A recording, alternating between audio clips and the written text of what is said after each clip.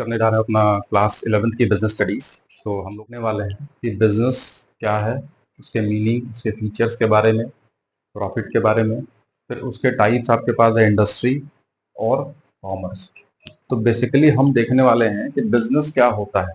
ठीक है, तो मैंने यहाँ एक डेफिनेशन आपको बोर्ड पे लिखी हुई है। ये डेफिनेशन अगर आप समझ और याद कर लेते हैं तो इससे दो फायदे हैं। पहला बात तो आपका डेफिनेशन भी याद हो जाएगा और इन्हीं डेफिनेशन में छुपा है फीचर्स ऑफ बिजनेस।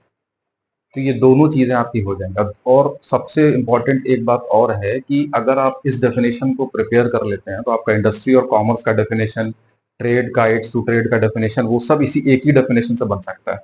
कि मेरा अपना शॉर्टकट डेफिनेशन है जिसको आप याद करें और फीचर्स और ऑफ बिजनेस, इंडस्ट्री की डेफिनेशन, कॉमर्स की डेफिनेशन, बिजनेस की डेफिनेशन, तीनों एक ही डेफिनेशन से बनाया जा सकता है।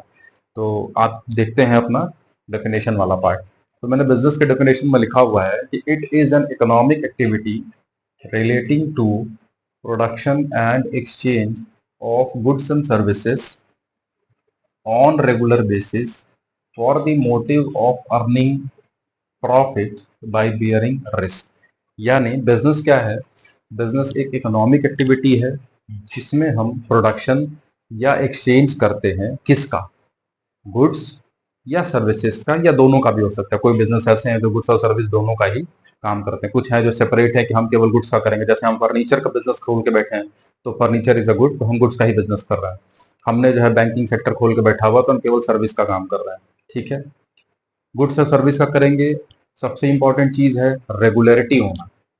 अब हमारे पास एक मोबाइल फोन पड़ा हुआ है, हमने किसी को बेच दिया, सेकेंड हैंड फोन हमने किसी को बेच दिया और हम प्रॉफिट में भी थे। मान लीजिए फोन था 10,000 रुपए का, हम उसको 2 साल चलाए, फिर भी हम उसको 6,500-7,000 में बेच दिए। तो अपने आप को हम प्रॉफिट में मान रहे हैं कि भाई 2 साल यूज करने के बाद भी अगर 7,000 मिल रहा है 10,000 फोन का, तो फिर भी हम प्रॉफिटेबल है। लेकिन क्या ये बिजनेस है? मान लीजिए आपने एक फोन था, फिर आपने 2-4 दिन बाद या 1 महीने बाद आपने किसी अपने फैमिली मेंबर का भी सेकेंड हैंड फोन बेच दिया। क्या ये बिजनेस कहलाएगा? नहीं। क्यों? क्योंकि बिजनेस में रेगुलरिटी होनी चाहिए कि आप उसी चीज को ही बार बार कर रहे हैं। तो इसलिए यहाँ रेगुलरिटी नहीं है। आपने कभी कदार कर दिया, हो सकता है आप उससे प्रॉफिट कमा लें। प्रॉफिट एक एलिमेंट है बिजनेस का, इंपॉर्टेंट एलिमेंट, लेकिन रेगुलरिटी होना जरूरी है, तभी उसको बिजनेस कहा जाएगा। ठीक है, उसके बाद आपका बोला जाता है कि for the motive of earning profit. हाँ, मोटिव हमारा हमेशा प्रॉफिट कमाने का ही होना चाहिए। मतलब इसका क्या है? कभी भी कोई, आप सुनिए, कोई बिजनेस खोलता है तो ये थोड़ी कहता है कि हम तो लॉस कमाने के लिए बिजनेस, लॉस बियर करने के लिए हमने बिजनेस खोला है। भाई उसका मोटो तो हमेशा प्रॉफिट कमाने का ही होता है। हाँ, बिजनेस है तो there can be chances either you can earn profit और you can bear the losses. Business है, ऊपर नीचे होता है, ये सोच के हमें चलना है। लेकिन हमारा मोटो ये नहीं होना होता है कभी भी कि हम बिजनेस खोले ही हैं लॉस कमाने के लिए। बिजनेस जब भी खोला जाता है, प्रॉफिट हमारा इंटेंशन होता है कि हम प्रॉफिट कमाएंगे तभी तो बिजनेस खोले हैं, मेन मकसद। और आखिरी चीज इसमें है, प्रॉफिट के साथ साथ बाई बियरिंग रिस्क। जब भी आप प्रॉफिट की बात करते हैं तो रिस्क उसका एक एलिमेंट अपने आप आ जाता है। आपने सुना होगा statement, profit is the life blood of business. Profit तो लाइफ ब्लड है बिजनेस का। ठीक है, बिना उसके बिजनेस नहीं जिंदा रह सकता। जैसे हमारे शरीर में खून है, खून नहीं रहेगा तो हम जिंदा नहीं रह सकते। उसी तरीके से profit is the life blood of business. जब तक प्रॉफिट आता रहेगा बिजनेस चलता रहेगा। बाय बियरिंग रिस्क, रिस्क एक एलिमेंट होता है जिसको हम इग्नोर नहीं कर सकते। बिजनेस खोले हैं तो रिस्क के चांसेस हैं। अब डिपेंड करता है मैग्नीट्यूड ऑफ रिस्क कितना है। बड़ा बिजनेस है तो रिस्क जब भी होगा तो बड़ा होगा। जैसे आप छोटा बिजनेस है तो रिस्क जब भी होगा छोटा होगा। डिपेंड करता है आपका बिजनेस कितना है, तो वो हम रिस्क के बारे में देखेंगे। अब यहाँ जो हम पहले बता रहे थे कि इसी बिजनेस के डेफिनेशन से पहले हम फीचर्स ऑफ बिजनेस देख लेते हैं। ठीक है, तो पहला फीचर ऑफ बिजनेस क्या है? Business is an economic activity. ठीक है, पहला फीचर आपको यही मिल गया, इकोनॉमिक एक्टिविटी। दूसरा फीचर है relating to, it relates to production या एक्सचेंज होता है दूसरा फीचर। दूसरा और तीसरा 3 फीचर हो गए आपके। चौथा फीचर है कि ये गुड्स और सर्विसेज में डील करता है। ठीक है, 4 फीचर हो गए। पांचवा होगा ये रेगुलर बेसिस पे होता है, यानी रेगुलरिटी जरूरी होती है। ठीक है, छठवां फीचर हो गया कि इसमें मोटिव ऑफ अर्निंग प्रॉफिट। और सेवेंथ हो गया कि रिस्क बियरिंग होता है। देखिए, मैंने कहा था ना, एक ही डेफिनेशन में आपका सारा फीचर आ जाएगा। एक ही डेफिनेशन में हमने सारे फीचर्स को देख लिया कि बिजनेस एक इकोनॉमिक एक्टिविटी होता है।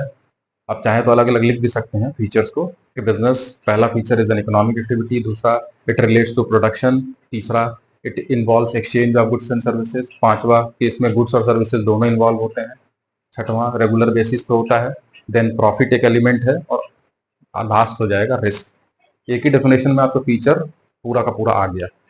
ठीक है, अब मैंने जैसा बताया था कि बिजनेस के डेफिनेशन से आप इंडस्ट्री और कॉमर्स दोनों का डेफिनेशन बना सकते हैं, और डेफिनेशन कहीं से गलत नहीं है।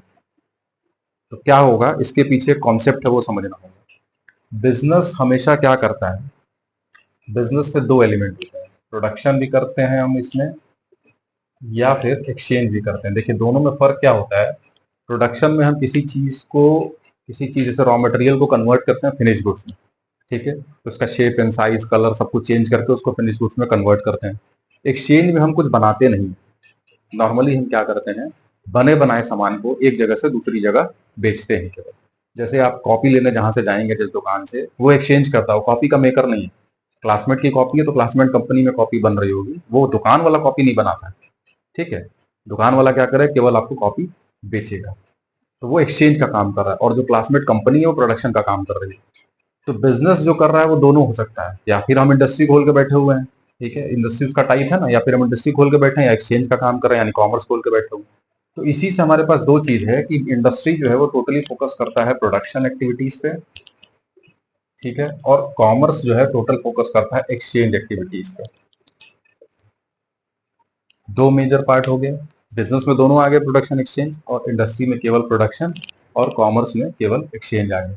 अब कुछ नहीं करना है, इसी डेफिनेशन में अगर आपको इस डेफिनेशन को इंडस्ट्री की डेफिनेशन बनानी है तो आपको कुछ नहीं करना है। यहाँ क्या लिखेंगे हम, यहाँ बिजनेस की जगह कर देंगे इंडस्ट्री,